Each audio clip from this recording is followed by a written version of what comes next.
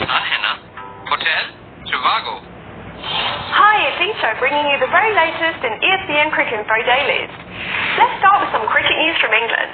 A superb batting display by opener Jason Roy and stand-in skipper Jos Buttler, followed by some brilliant bowling by Liam Plunkett, helped England beat Australia by 38 runs in the second ODI at Cardiff. Roy scored his fifth ODI 100 on his way to 120, and later on Jos Buttler's quick-fire unbeaten 91 propelled England to a mammoth 342. In reply, Australia put up a fight on the back of a gritty 131 by Shaun Marsh, but eventually lost by 38 runs. The visitors will now have to win the third ODI at Nottingham to stay alive in the series. The start of the third day of the second test between West Indies and Sri Lanka at St Lucia was delayed by 2 hours as the visitors refused to take the field, protesting a charge of altering the ball's condition. It's understood that umpires Ian Gold and Aleem Dar had laid the charge on Sri Lanka after reviewing second day's match footage. So when they asked for a ball change just minutes before the start of third day's play, it didn't go down well with Dinesh Chandimal and his men, resulting in their protest. Eventually, the play started after 2 hours of the scheduled time, with the umpires changing the ball and awarding West Indies 5 penalty runs.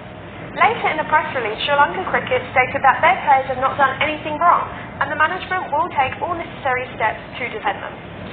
Moving on to some cricket news from India. Limited overs veteran Suresh Raina is named as Ambati Raju's replacement in India's squad for the ODI series against England. The announcement came after Raju failed to clear the fitness test at the National Cricket Academy in Bengaluru on the 15th of June.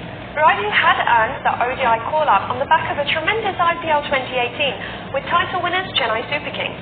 But it is understood that he fell well short of the minimum fitness standards set by the Indian team management.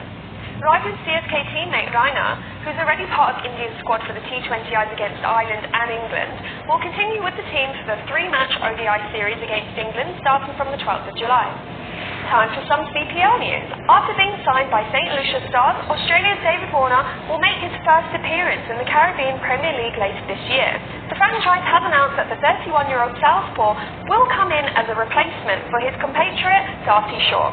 Short will not be available for the tournament since he is touring India as part of an Australia A squad in August and September. Warner is currently into the third month of a 1-year ban handed to him by Cricket Australia for his part in the Newlands ball tampering scandal.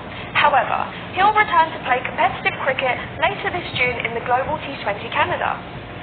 And finally, the former national captain and Cricket Australia's board director Mark Taylor has said that the next chief executive of the organisation should prioritise improving relationships between Cricket Australia and the Australian Cricketers Association.